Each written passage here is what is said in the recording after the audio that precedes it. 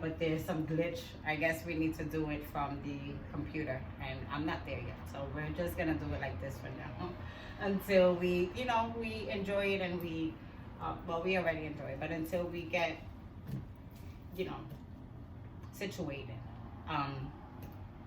But today we already have a kind of established discussion that we spoke about. My daughter found out what she's having. Yes, I am. I am having a girl. And Madison is going to be an auntie to a girl. And I am going to have another girl. And I'm ecstatic because I know how to raise girls. I didn't know how to raise boys, although I wanted a boy. Kayana wanted a boy. I wanted to just rough him up, kick him, tell him to stop crying and shit. And with a girl, it's like you gotta carry and cradle the baby, and it's like, but with a boy, you be like, that's. Yeah, do the same thing until they get a certain age. I'm totally joking. So how do you feel about the girl? It's as long as it's a healthy baby. Yeah, gender really doesn't matter to me. Yeah. It wasn't like, oh my gosh, I want a boy. What's that boy? I don't want nothing. And for the gender reveal, I almost blew it up because as we were decorating, the day before, the night before, Friday, I was rubbing her stomach and I said, is she moving? And then I said, fuck. And I was trying to clean it up and she was like, all right, Ma, go to sleep, because I was talking too much. And when someone talk a lot after, you gotta tell that they're lying or they're just trying to clean something up. So I was trying to clean it up and she was like, all right, whatever. I'm not even going to think about it because it was the night before, but go to sleep. And I did. I followed the instructions and I took my ass to my room and went to bed. Madison is indifferent. Like, how do you feel about it being a girl? Did you have any preference? No, I wanted a girl. You wanted a girl? I've been saying this since she first got pregnant. I was like, I want to be a girl. Yeah. Why? Because Why you wanted a girl? Because boys are just, they always want your phone and everything, and then girls, like, I could just have a little me or something. Okay. Because I'm her sister. Yeah. And we're like the same kind of. Yeah. So, like, I could just take pictures of her too. Okay. Then the boys are going to be like, and the girls are going to be like. So you could play with the little girl, but you don't think you will play with the boys are too rough. They be punching and everything. Yeah. Well, we had a brief experience with a little boy that I love dearly. But that, that made me want to kind of, because, they're so caressing and they're so loving and they're so like mama's boys that, I had a little snippet of that. So I wanted to kind of have that like every day. But I'm going to have my baby girl. And she's going to be pulling my hair and sucking on the tip of my nose like you guys did. And I'm going to be like, this is not your mother's nipple. Get off. Go to your mom. So I'm excited. I'm completely excited. And I'm loving the name. I am in awe with the name that my daughter chose. But we're not going to reveal that. That's her business to reveal.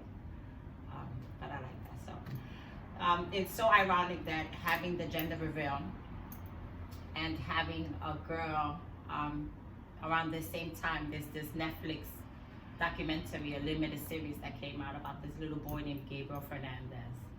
And I was reluctant to see the video. And I didn't know if it was appropriate to watch it with my daughters. But then I said, you know what? I have one that's about to be a mom. And I have another one who should know that bad people exist. Evil people exist. Bad things happen. And you never know who to really expect it from. It's a really tough thing to acknowledge. And so I wanted to talk about it with my girls after watching the documentary. So we're going to just talk about the role that they think government should have in our lives, including how they should protect us from that coronavirus, and in what role should they have in our lives, and including how they should dictate how we treat our children. How do you feel about that? The documentary that we watched yesterday, that baby. It was sad and disappointing for the mother because she should have just left the baby with the uncles. where he first was. They didn't want the baby when he first found out he was pregnant. They did the family, so why take the baby now? Why take him when he's, what, 7 or 8? He was, I believe he died at 8, and he was only in their custody for a short period 8 of months. time. Yeah. First to 7. Why would you take him at 7 years old when he wasn't there since he was a baby to now? And then you're gonna torture him? That's ridiculous. As a mom,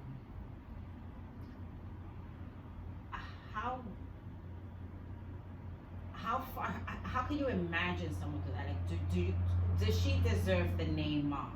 No, No, Why not? at all. because who's gonna shoot their kid in the face with a BB gun? A BB gun is like a bullet. It goes in your skin.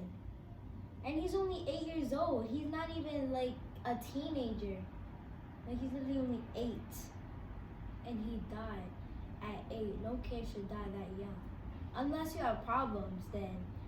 But like if you have cancer or something, then okay, we understand. But if you don't have no problems, No and illnesses, you mean? Yeah. If you don't die of a disease, you mean? Or like Yeah. an illness.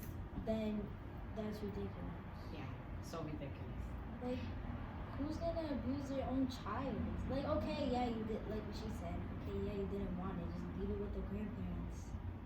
Also, why would you let a man hit a child that's not even his?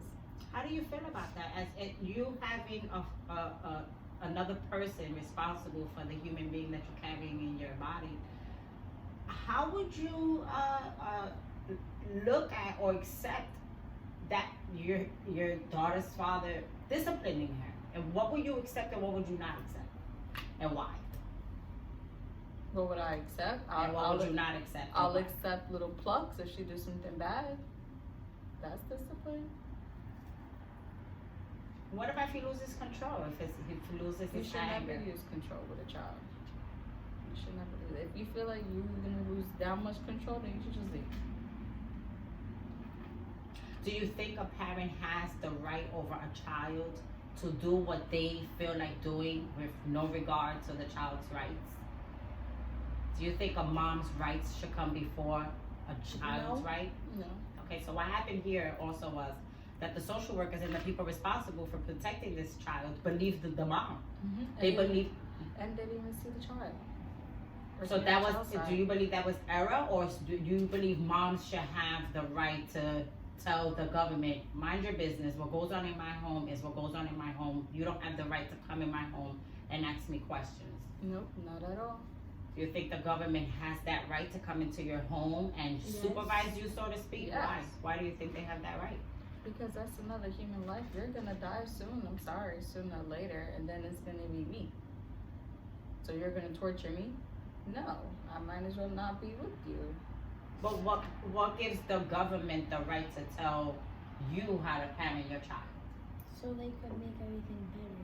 Like, so then you could learn that they'll threaten you to take away your child. Then you'll learn that if you keep doing this, then you're really not going to be able to see your child again. And what about if you don't? What about if moms don't care and dads don't care? What about if they're like so evil and stuff? What role you think the government should have when they see that children are not protected and when they obviously have information that a child is being mistreated? Do you think they should be held responsible for not protecting that child because, like you said, it's a human life? Yes, because it was called constantly. Same thing. He has another bruise. He has another one. This doesn't look like he fell off a bike. That's not what you get when you fall off a bike. Go to the house. Talk to Gabriel. Where's Gabriel? Don't take the mother's word. Madison, as a classmate, you saw that the 12-year-old, she spoke about Gabriel. As a classmate, if you see one of your friends in distress, remember you told me you have some friends that they, drown in a cup of water and they want to commit suicide and it's just this huge thing. And then you tell them, don't do that. There's one friend that you had that she was in the bathroom and you was trying to console her. And I don't want to mention any names. I'm not sure if you remember, but there's some of your friends that they run to hurting themselves when they don't get their way. And your role sometimes is you console them. If you see one of your classmates that they come to school looking like Gabriel, what would you do? I'm gonna give them the best advice that I can, and I'm going to snitch. I don't care. Like, I'm going to tell the teacher. I mean, like, why does this kid look like that? Yeah, good girl. And would you be fearless? You will do it without a fear to help the child? I don't care who calls me a snitch. If you look like that, I'm going to tell. Like, Okay. And why are you gonna tell? because I don't want him to die. Like, if I was that 12-year-old, I would cry every day. Cause now he's all over the world now. Like, obviously, if I'm gonna remember him, now I'm gonna cry. Cause, like, killing yourself is like. But yeah, I still would tell. I'm like so. And then I don't basic. care if he'll be like, don't tell anyone, please. I'll be like, okay. Then I'll tell the teacher. I won't tell any of my friends. I'll tell the teacher. That's I what feel like- people tell me. They're like, oh, can you please won't tell it? Can you not tell anyone? I'm like, okay, I won't tell nobody. I promise. But I don't tell nobody. But I tell the teacher if it's that serious. But if it's not that serious, I won't tell nobody. Like, if you're crying over a boy, I'm not gonna tell nobody. I'm not gonna tell the teacher it's not that serious. If it's over a little motherfucker, like, get the fuck over it.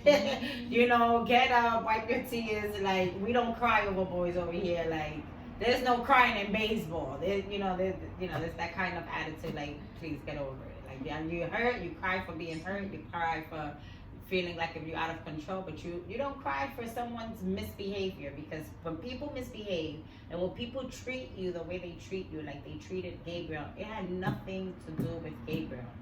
It had nothing to do with his siblings. It had everything to do with those two monsters, that they had something wrong with them. And when people abuse other people, it's not the person that's being abused. It's not their fault. He constantly said, I'm gonna be a good boy. Mm-hmm. It's listen, I haven't been the best mom. I have, unfortunately lost control where I have, put my hands on you guys. I spanked, I've pushed, I've shoved. There was one time that I thought that I hurt you way above the, I lost control. And I started crying hysterical that you told me, Mommy, calm down. It's okay. I don't know if you remember that, but, I plucked you and you started bleeding. And I started hyperventilating because, I was like, oh my God, I just saw all this blood. And I'm like, oh my God, not only am I going to get in trouble, I hurt my child. And, I lost control. And that is completely unacceptable. Completely unacceptable. And that has something to do with me. That didn't have anything to do with you. You was the 2-year-old that didn't know how to sit the fuck down. You didn't know how to just stop. And like, with her, I used to be like, Matt, Kiana, stay. And Kiana would stay. With you, I say, Madison, stay. And all I have to do is just turn around and Madison, because you would not stay. And just stay right there. Like, just let me grab this cup or let me grab this from the refrigerator. And you will be ghost.